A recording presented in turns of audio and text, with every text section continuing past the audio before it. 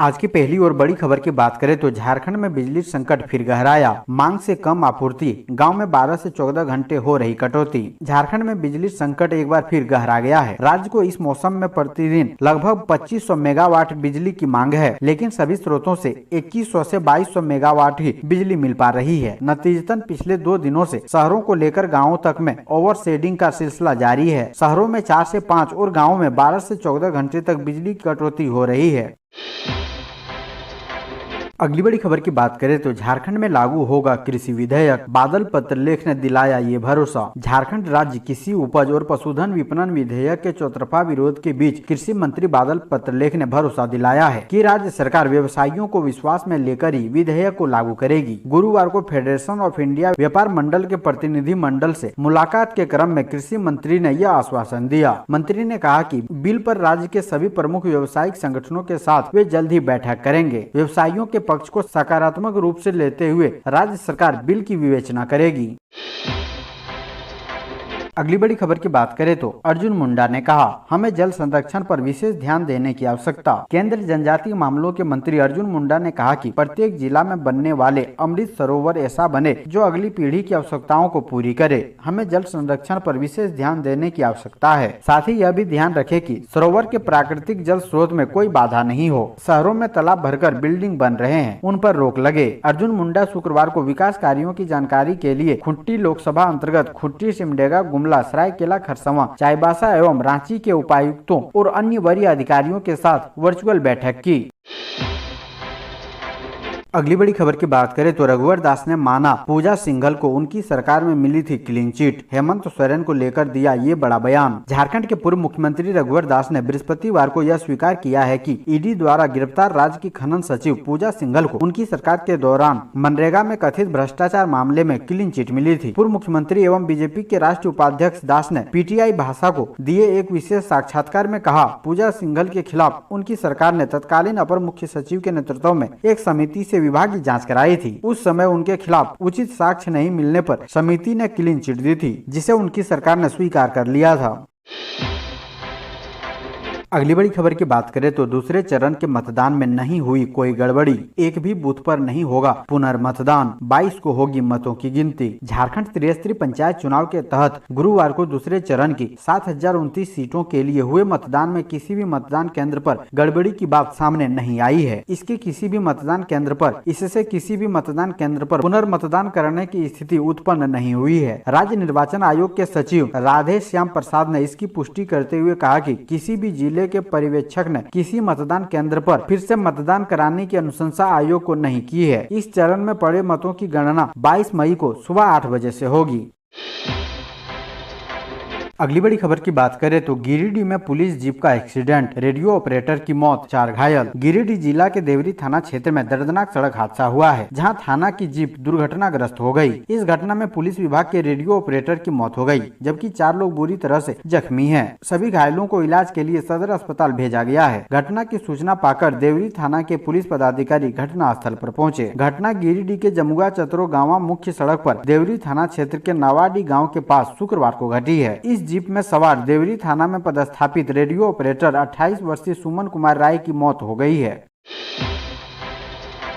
अगली बड़ी खबर की बात करें तो घर में घुसकर महिला की हत्या, 10 साल के बेटे के बयान पर दर्ज हुआ मामला। हजारीबाग जिले के मुसफिल थाना इलाके में एक 40 वर्षीय महिला के घर में घुसकर अपराधियों ने हत्या कर दी। महिला के 10 वर्षीय पुत्र के बयान पर हत्या का मामला दर्ज किया गया है। हत्या गुरुवार देर रात की गई है। पुलिस का मानना है कि हत्या से पहले महिला की पिटाई भी की गई थी। हालांकि इस मामले में फिलहाल किसी की गिरफ्तारी नहीं हुई है। जानकारी के अनुसार सदर प्रखंड के सिलवार कला गाँव में एक 40 वर्षीय महिला गीता देवी का शव उसके घर में ही खून से सना मिला है। मामले की जानकारी मिलने के बाद पुलिस को सूचना दी गई। पुलिस मौके पर पहुंची और जांच में जुट गई। पुलिस को आशंका है कि अज्ञात अपराधियों ने महिला की बेरहमी से पिटाई की और फिर गला दबाकर हत्या कर दी।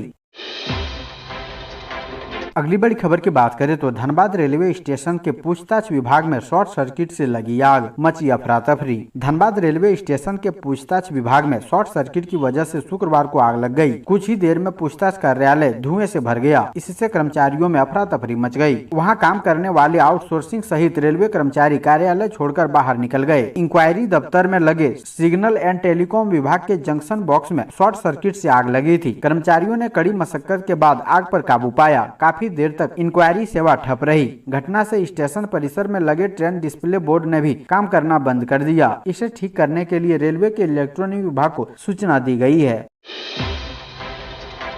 अगली बड़ी खबर की बात करें तो झारखंड में 26 मई तक बारिश के आसार, भीषण गर्मी से मिलेगी राहत, येलो अलर्ट जारी। झारखंड में 26 मई तक बारिश की संभावना है। शनिवार को उत्तर पूर्वी एवं दक्षिण पूर्वी भागों में हल्के से मध्यम दर्जे की बारिश हो सकती है। राज्य में अगले 2 दिनों तक अधिकतम तापमान में कोई बड़े बदलाव की संभावना नहीं है। इसके बाद अगले 2-3 दिन इसमें धीरे धीरे गिरावट हो सकती है। मौसम विभाग ने चेतावनी जारी की है। इसके अनुसार मेघ गर्जन के साथ वज्रपात की भी आशंका है।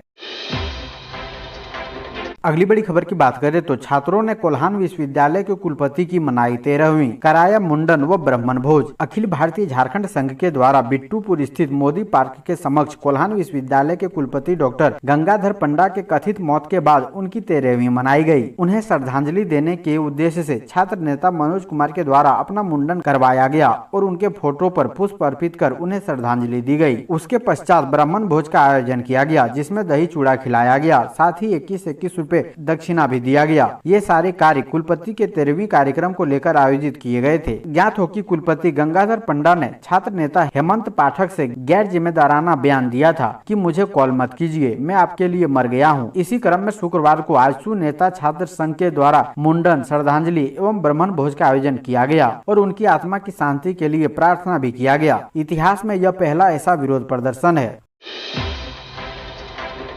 अगली बड़ी खबर की बात करें तो 8वीं, 9वीं व 11वीं की बोर्ड के सेकंड टर्म की परीक्षा जून के तीसरे सप्ताह से। टर्म 1 परीक्षा के बाद अब झारखंड एकेडमिक काउंसिल ने टर्म 2 की तैयारी शुरू कर दी है। जल्दी 8वीं, 9वीं और 11वीं बोर्ड के सेकंड टर्म की परीक्षा के लिए मॉडल प्रश्न पत्र जारी किए जाएंगे। जैक के सचिव महीप सिंह ने बताया कि 16 से 30 जून के बीच झारखंड एकेडमिक काउंसिल इसकी परीक्षा का आयोजन करेगा। इससे पहले झारखंड शैक्षिक अनुसंधान व प्रशिक्षण परिषद इसके मॉडल प्रश्न पत्र जारी करेगा।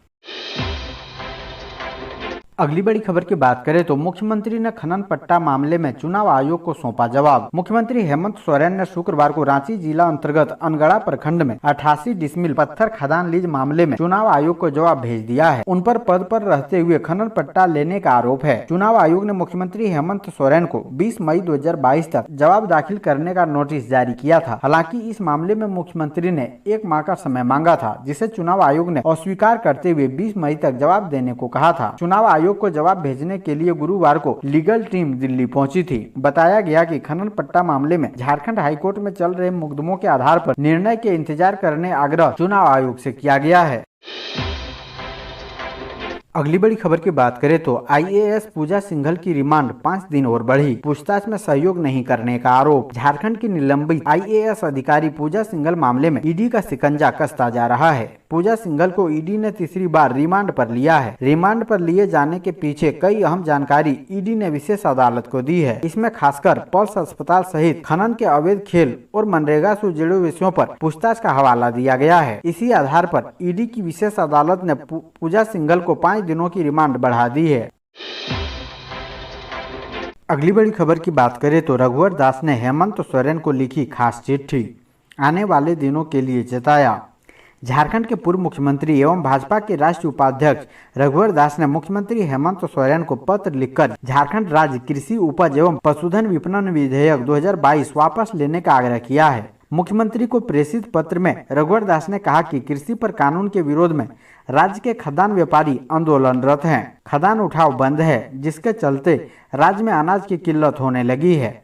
झारखंड के पूर्व मुख्यमंत्री रघुवर दास ने कहा कि कृषि विधेयक की धारा 66 के तहत 2% कृषि बाजार शुल्क लगाने का प्राविधान किया गया है। जानकारों के अनुसार इसके लागू होने के बाद झारखंड के लोगों को 4-5% महंगा अनाज खरीदना पड़ेगा। दूसरी ओर इंस्पेक्टर राज होने से भ्रष्टाचार को बढ़ावा मिलेगा। यह कहीं से भी जन उपयोगी नहीं है।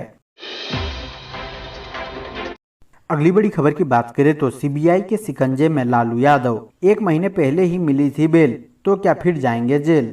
महज 1 महीने पहले ही बेल पर जेल से बाहर आए बिहार के पूर्व मुख्यमंत्री, पूर्व रेल मंत्री, राजद सुप्रीमो लालू प्रसाद यादव एक बार फिर से मुश्किलों में है। केंद्रीय जांच एजेंसी सीबीआई ने चारा घोटाले से इतर इस बार लालू यादव पर नए मामले में शिकंजा कसते हुए शुक्रवार को एक साथ उनके देश भर के 17 ठिकानों पर छापेमारी की है। सीबीआई रेड सुबह 6 बजे से जारी है। ताजा मामला रेल भर्ती घोटाले का है, जिसमें लालू यादव पर नौकरी के बदले जमीन लेने का संगीन आरोप है। इस मामले में सीबीआई ने हाल ही में लालू प्रसाद यादव के खिलाफ केस दर्ज किया है। अगली बड़ी खबर की बात करें तो ईडी की कार्रवाई पर मंत्री रामेश्वर उरांव ने जताई नाराजगी। कहा, गैर भाजपाई सरकारों को किया जा रहा प्रताड़ित। झारखंड के मंत्री डॉक्टर रामेश्वर उरांव लोहरदगा पहुंचे। मंत्री ने लोहरदगा में ईडी जांच प्रक्रिया, राज्यसभा चुनाव और सरकार पर संकट के सवाल को लेकर महत्वपूर्ण बयान दिया है। उन्होंने यह भी कहा है कि जानबूझकर जांच के नाम पर गैर भाजपाई सरकारों को प्रताड़ित किया जा रहा है। सरोकार को गिराने की कोशिश की जा रही है। झारखंड में वर्तमान समय में राजनीतिक भूचाल को लेकर इन दिनों सबसे अधिक चर्चा है। आम आदमी से लेकर राजनीतिक गलियारे तक में झारखंड की वर्तमान स्थिति चर्चा का विषय बनी हुई है। अच्छे नेताओं, मंत्रियों और अधिकारियों की बोलती बंद है। फिर भी झारखंड सरकार के मंत्री डॉक्टर रामेश्वर उरांव ने लोहरदगा में वर्तमान परिस्थितियों को लेकर महत्वपूर्ण बयान दिया है। उन्होंने कहा कि यह सब कुछ पैटर्न के तौर पर चल रहा है। जहां कहीं भी गैर भाजपाई सरकार है, वहां की सरकारों को प्रताड़ित किया जा रहा है। सरकार गिराने की कोशिश भी की जा रही है। महाराष्ट्र, छत्तीसगढ़, झारखंड सहित कई ऐसे राज्य उदाहरण में है।